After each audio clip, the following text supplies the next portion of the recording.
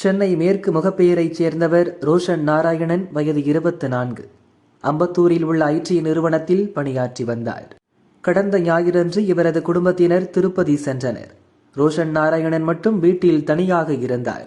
திருப்பதிக்கு சென்றவர்கள் திங்களன்று அதிகாலையில் வீடு திரும்பினர். கதவை தட்டிய நிலையில் நீண்ட நேரமாகியும் ரோஷன் கதவை திறக்கவில்லை. இதனால் அதிர்ச்சியடைந்த பெற்றோர் ஜன்னல் வழியாக பார்த்தனர். ரோஷன் வீட்டுக்குள் சரிந்த நிலையில் கிடந்துள்ளார்.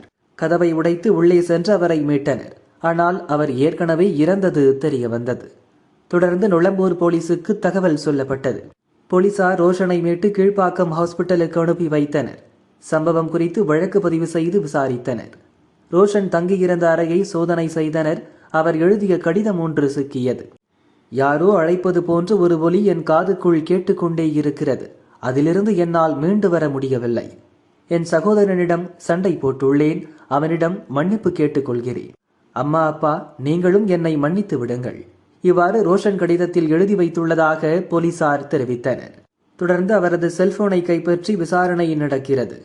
பொதுவாக அதிக மன அழுத்தம், தூக்கமின்மை போன்ற பாதிப்புகளே இதற்கு மூல காரணம். இதில் அரிதாக சிலருக்கு காதுக்குள் யாரோ பேசுவது போல சத்தம் கேட்கும். இதுபோன்ற அறிகுறி தென்பட்டால் உடனே மனநல ஆலோசனை எடுக்க வேண்டும்.